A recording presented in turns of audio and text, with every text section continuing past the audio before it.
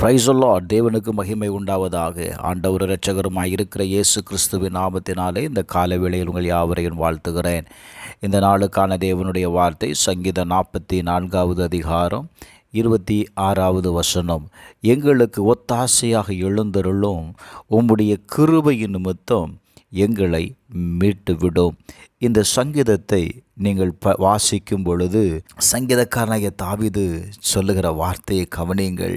தேவனே, எங்கள் பிதாக்களுடைய நாட்களில் நீர் நடப்பித்த எல்லா கிரியைகளையும் அவர்கள் எங்களுக்கு அறிவித்தார்கள். அவைகளை நாங்கள் எங்கள் காதுகளால் கேட்டோம். உம்முடைய கையினாலே ஜாதிகளை துரத்தி அவர்களை துன்பப்படுத்தின யாவரையும் அவருடைய துன்பத்திலிருந்து அவர்களை என்ன செய்தீர்? வழிநடத்தினீர்.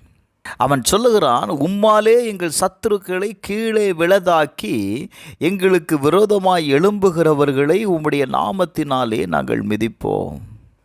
அடுத்து அவன் சொல்கிறான், என் வில்லை நான் நம்பேன், என் பட்டயம் என்னை ரட்சிப்பதே இல்லை.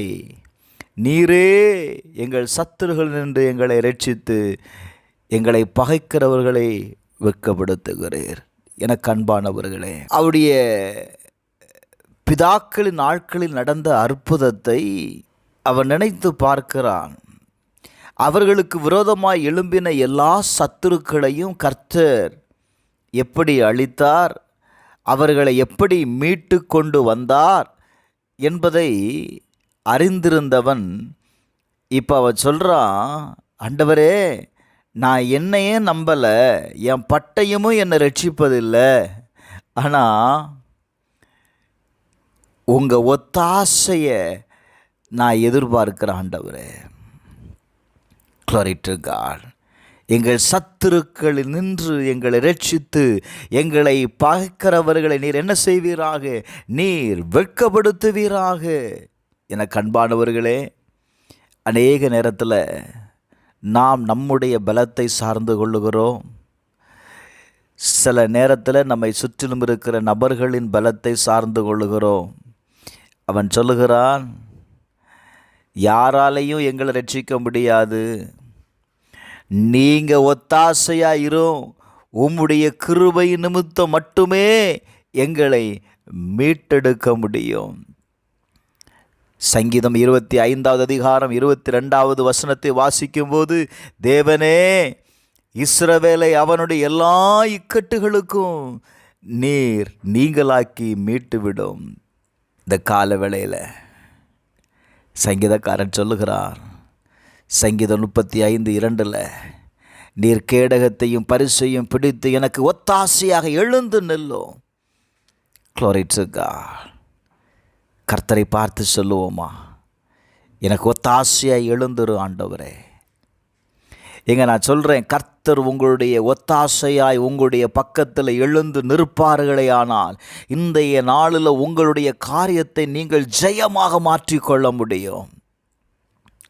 அவன் சொல்லுகிறான், சங்கீதம் 137, இஸ்ரவேலே, கர்த்தரை நம்பி இருப்பதாக, கர்த்தரிடத்தில் கிருபையும் அவரிடத்தில் திரளான மீட்பு உண்டு.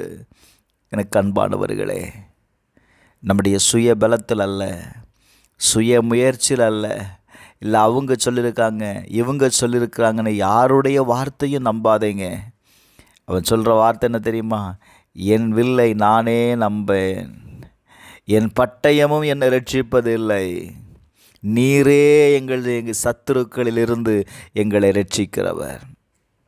எனக்கு அன்பானவர்களே, இந்த கால வேளையில் நாம் தேவனை நம்பியிருப்போமே ஆனால் அவரிடத்தில் கிருபை இருக்கிறது, அவரிடத்தில் மீட்பு இருக்கிறது.